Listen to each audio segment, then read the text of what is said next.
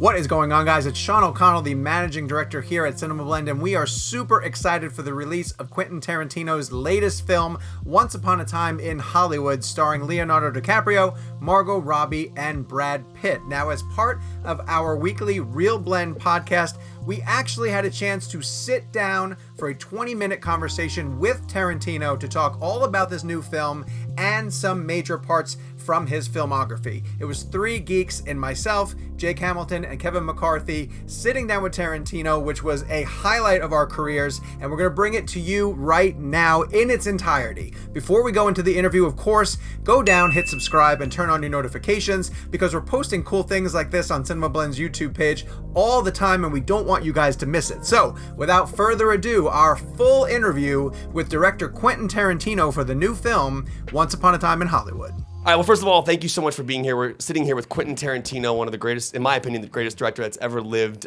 within cinema, and we're here to talk about Once Upon a Time in Hollywood.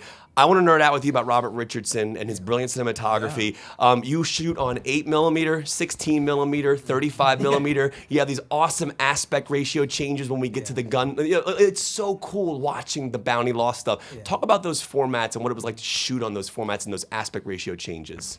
Well, that's a really good question, and it's one of those things where naturally, when it comes to what you're referring to is the fact that Rick Dalton is an actor in this movie, and he had a TV show, and so you see a lot of the media that he created. Yeah. So you see a bit of a show, you see him in this movie and that movie. Naturally, me being me, I'm so ridiculously invested in the media of the movie, almost even more than I am to the soul of what the true story is supposed to be. So it's like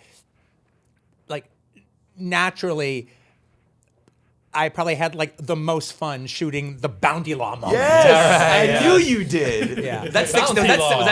That was 16. Yeah, right? yeah, it was 16. And then we also, with the Bounty Law sequence, we actually just used a little clip of it, but I shot the whole opening bumper for Bounty Law. There exists the entire opening scene, all right, leading into the show bumper, and I can tell you, it looks ridiculously authentic. I mean, it looks like a late 50s show. I was very, very happy with it. But that was just so much fun. Being on that, we had our Western town for Lancer. That was our Western town for Bounty Law. We shot, not only that, we had to do it all in a day. So we had to do the entire sequence in a day, but then also all that stuff that we shot for the promo. Yeah, that starts the movie. Oh, yeah. You know, and so like we did something like about 40 setups that day, and Leo was busting his ass running from here to there, and it just so happened to be the hottest day of the year that day. So Leo was sweating balls. And you feel free to curse. You can curse on the podcast. Yeah. So this is an amazing car movie. Just driving around LA, the car culture of LA.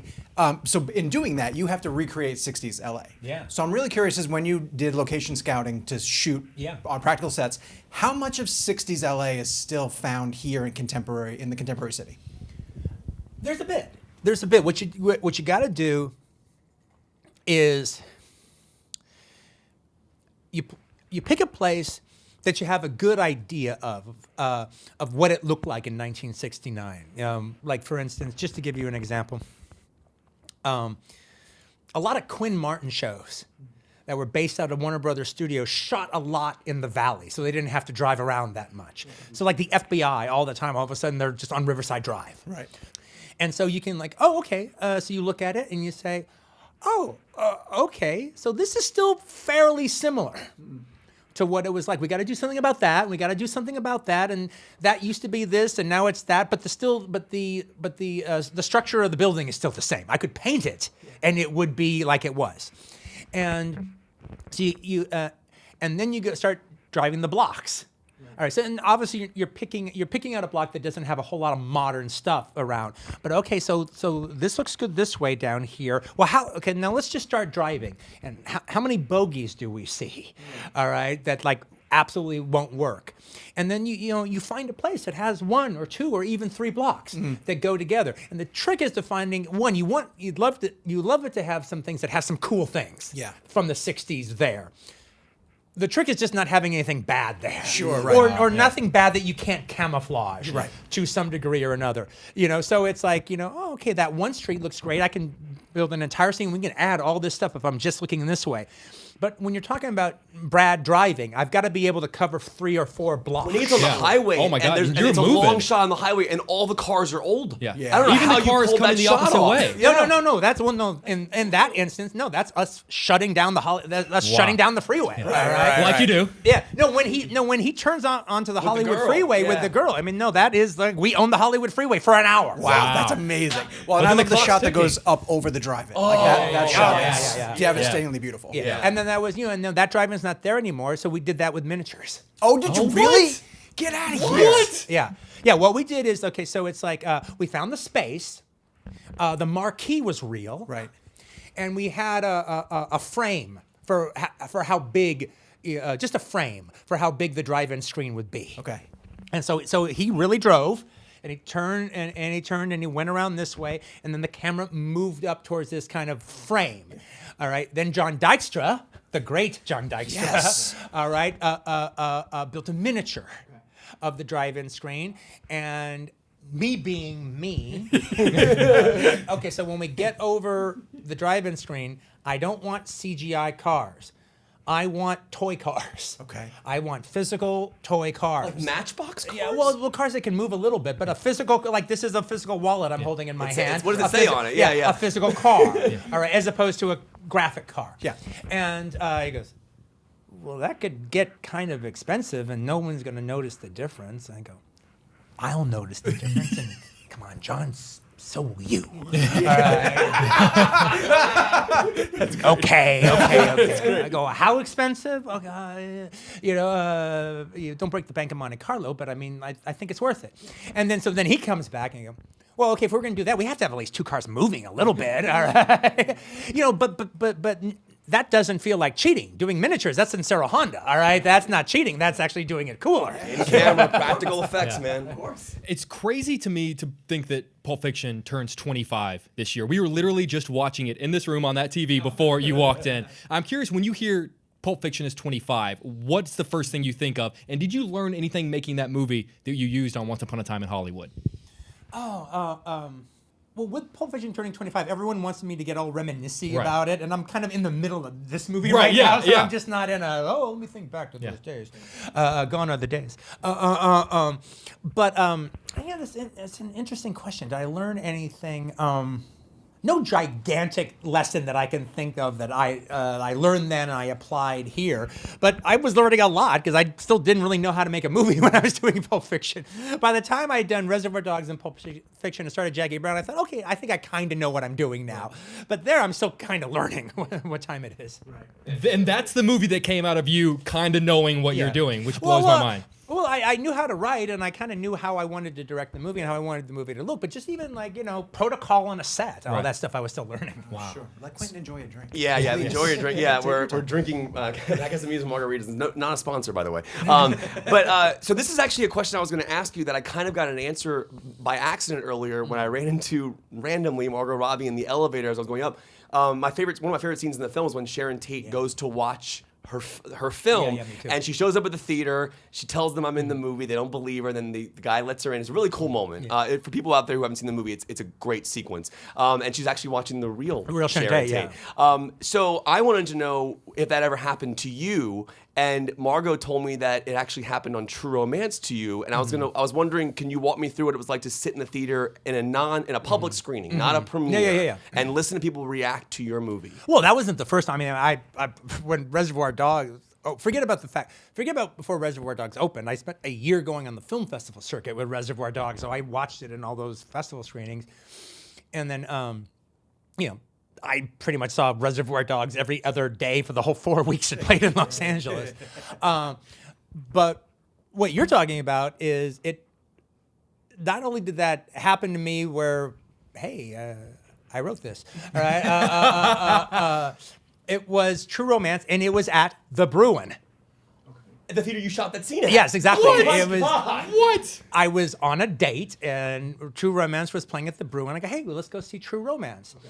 And so we go to the theater, and then I'm just getting ready to pay, and then I think, well, I wrote this. My name's on the poster. Did your date know that you? Yeah. She knows I wrote it. Just making sure. I imagine Quentin sitting in the theater with his date going, this Walken Hopper scene coming up? Yeah. Greatest dialogue ever written. Are you ready for this? Yeah. And so I go to the manager, and I go, look, I wrote this. How do I know you wrote it? All right, So we start talking, and actually my date is the one that starts kind of getting into it with him. Oh, really? Wow. And so she's arguing with him. Meanwhile, like, some people recognize me from Reservoir Dogs, and they come up and they ask for my autographs. And so I'm off to the side while she's fighting with the manager, and I'm signing the autographs. And then all of a sudden the manager looks up, and who are these people? She goes, oh, they're his fans. They're Mr. Brown fans. Give him a ticket. He's signing autographs in front of your theater because he has fans. Let him in. Is it crazy listening to people react to your movies? What? Is it crazy listening to people react to your films? It's great, is what it is. I mean, it's a payoff for me, because throughout the whole experience, when I'm writing the movie, I'm hearing laughs. When I'm editing the movie, when I'm shooting the movie, I'm hearing laughs. When I'm editing the movie, I'm hearing laughs. But I'm not hearing laughs. It's just where they should be. And so there is this payoff when I finally go to the movies, and I watch it with an audience. I'm finally getting the real laughs. This is the payday for me. This is what it's all been about.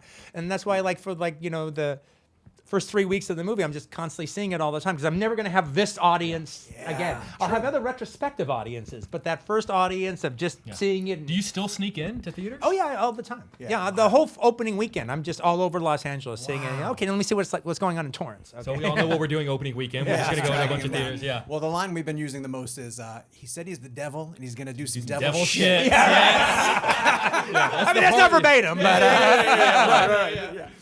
Okay, so I'm really No, curious that's what about... he said. Okay, it's not verbatim. Yeah. That's what Pitt says that he remembers. I'm very curious about your approach to writing when a character is a real person versus a character that you created, and your approach to that, how different it is. And specifically, I want you to talk about getting a chance to write dialogue for Bruce Lee, and potentially, did you feel like you were directing Bruce Lee at any point? Well, Mike did such a good job playing Bruce Lee that I did feel like I was directing Bruce Lee for a bit. Well, in any of those situations, like in the case of both Sharon and Bruce and Steve McQueen, I did a lot of research on them. I read a lot about them, and I think I captured a big part of it. I'm not saying that version of Bruce Lee is the be-all, end-all, all right, is everything the man is. But from everything I've heard, he was quite arrogant, you know. And then, and even the things I had him bring up are things that I'd heard him say in one way or another before. Same thing with the kids in the killer car.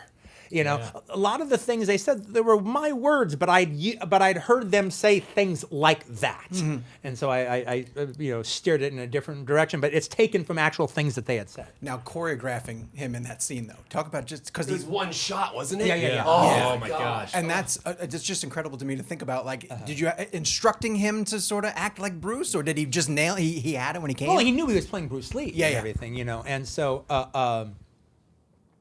It was the only thing was the fact that Bruce Lee had actually a very thick Hong Kong accent. Okay. You know, so he had to hit the Hong Kong accent, you know, or else you're just not Bruce Lee. Right. You know, and he did a really, really good job with it. But he was just terrific. I think he'd been waiting to play Bruce Lee his whole life. You know, and he just killed it. I mean, I couldn't be happier. But also I needed an actor who could be Bruce Lee and do a terrific job with it, but he had to be able to do the fights well, and he had to be able to pull off the one take shot. Yeah. And it's like a long take. Was it like 10 minutes? That's not quite that long, but it's a great scene. Yeah. And with the car. Oh my God. No, but that's fun to actually work out this big.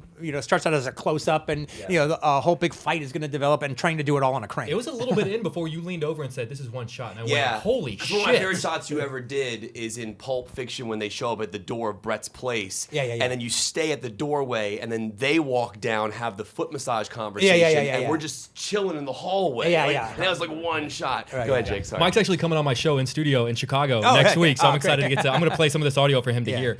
There's a great scene in the movie between Timothy Olyphant, who was fantastic, and Leonardo DiCaprio, God, he's so good. where they talk about the roles, kind of the roles that got away. Yeah. And as fans of yours over the years, we've heard a lot of like rumored Tarantino movies that were going to happen. They just, for one reason or another, didn't come to fruition. The one that always fascinated me was the Vega brothers. Yeah, Double V Vega. Yeah. Yes. I'm curious, how far into that do you know what the plot was going to be? How far into that process of planning that movie did you get? Yeah, that's the only thing I did know. Yeah.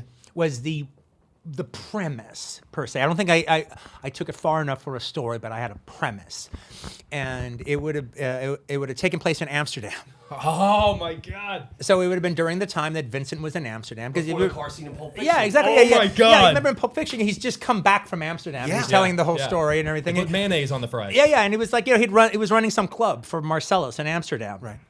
And so he was probably there for like a couple of years, and so at some point, in his 2-year stay in Amsterdam running some club, Vic shows up to visit him. And it would have been their weekend. Oh my God. God, that would have been Exactly amazing. what happens to them or what kind of trouble they get into, I never took it that far. Yeah. Right. But it definitely would have took place in Amsterdam, and it would have been Vic visiting him. I would pay $1,000 to watch that. That and the whole bloody affair. The ability now. I mean, feature. Martin Scorsese is doing like the Irishman. the back. Irishman. I don't Fair think so. I enough. think there is a shelf life. Okay, fair enough. A literal shelf life. Your film openings are something that I always wait for. I'm always like, you think about Reservoir Dogs, like a virgin, circle shot around the table. You think Pulp Fiction. You think them at the diner. You think Bastards, the milk. I mean, everything's amazing. I was curious for you as a writer, when you write your scripts, is the opening always what you write it as the opening, or will you come up with a dialogue scene and go, maybe that would work better as an opening? And kind of like staying in the Once Upon a Time in Hollywood realm, the opening for this film, but something I've always wanted to ask you is Amanda Plummer's mouth stopping in Pulp Fiction when she says her line. So I know it's a loaded question, but opening-wise, but why do you stop her mouth? If I'm not mistaken, I think it's about the first beat in Mr. Lou happening on a freeze frame. Yes. All right. So it's like if she finished the line, then I'd have to freeze it during the opening beat. If I stopped it just a beat before the opening of the song, then it can be in a full-on freeze, and then the Miramax title can come up at just the right time. So it was a timing thing about it getting stopped just that nanosecond before.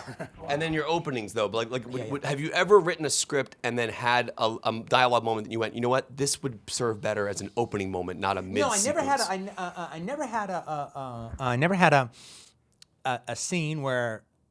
Did I? No, I don't think I ever did. I switched an opening. Well, no, I guess that's not true. I guess I did it once because I had to do two new openings for Kill Bill. So if Kill Bill had been one movie, it would have started with the bride driving. Right. You know, like she does in Kill Bill 2 and saying, okay, I'm going to do this and I'm going to do that. And when I get there, I'm going to kill Bill. We still think Kill Bill's one movie, though. Yeah, well, I do too. No. Hold on. We're going to get to that. Yeah. That's later in the show. That's later in the show. I do think of it as one movie too, but I still had to open both movies. Right. But then I came up with that idea that I ended up loving of just having the blackness and then like little by little bringing up the silhouette. Yeah. Of her laying down on the floor. Yeah. We're going to get to that, believe me, because that is a great topic on the show. There's so much talk, and I'm sure you're exhausted about hearing it, about you're going to make 10 movies, you know, and it's a finite number. Yeah. Then a story comes along and it says he's got a great Star Trek script, right? And he may do that. Do you ever think about like, well, I might not do the Star Trek script because I don't want it to be my 10th movie. You know, like I'd want my 10th movie to be as original as all the films that you've done up to this point. And getting into a franchise, while that might be fun to play in that sandbox, you know, it might prevent you from doing it, or maybe you do that and then do another one. Like, what are your thoughts on just when a project comes around that interests you? Oh, I can't do that because I'm thinking about getting out. Well, you know, there's actually nothing wrong with thinking, I don't know if I want to do this one because the next one needs to be really great. You know, it's like, you know, that's almost the point of doing 10 movies is, you know, I'm never doing a job. I'm always doing it for the right thing. And everything is as important as it should be. Sure. You know, and how all that's going to work out, I don't know. I mean, like, I guess I do have a loophole if the idea was to throw a loophole into it. Sure. All right, which would be, you know, well, I guess Star Trek doesn't count. All right. I could do Star Trek and then Because it's your rule. But You naturally, can change yes, it. yeah. But naturally, I would end on an original. Yeah. But the idea of doing 10 isn't to come up with a loophole. I actually think if I was going to do Star Trek, I should commit to it. All right, it's my last movie. All right, Sure. it's not a should be nothing left-handed about it. I don't know if I'm going to do that, but that might happen. And there also is another thought process going on where it's like, yes, it could be original. On the other hand, look, you know, maybe that that could show a different career I could have had, all right? Where it's like, maybe this is my last original. I'm not saying this is the case. Yeah. But maybe this is my last original. And Star Trek, or any other thing, a book or something like this is the career I could have had if I wasn't just writing everything all the time, writing always originals. Maybe I would have had a different career if I looked for other people's scripts, or if I wanted to find a book to be inspired by. And do Rum an, Punch. Yeah, and do an adaptation of that. Would have been a different career. Maybe that could be fun to explore on the 10th. I don't know. I'm making all this up as I go along, sure. but those are two different ways I could look at it. Okay, So we are, Quentin, he's going to say something to you real fast, but I want to know if you could cast Rick Dalton in one of your movies, what would it have been? Oh, that's a good question. Yeah, let me think.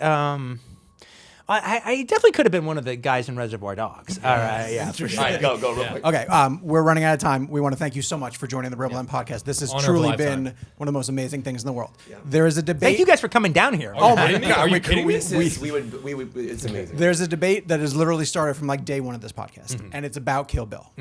How I believe that it's two films because there is an end credits and an opening credits to the movie. These boys both believe that it's one, so I'd like you to tell me why I'm wrong. Okay. This trailer is for one movie, by the way. Yes. Okay. I understand, but Okay. I can buy volume 2 if I want to. Yes. Technically, you are correct because we released it as two movies. Thank All you, sir. right, and there is a closing and an open credits. All right.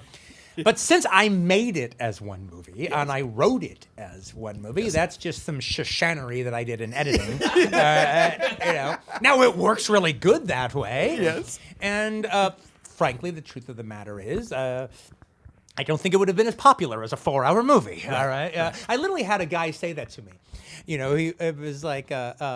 It was one of those weird diamond bullets. Every time somebody says something to you, every once in a while somebody says something to you that, okay, you can't unhear that. And he goes, look, Quentin, here's the thing, man.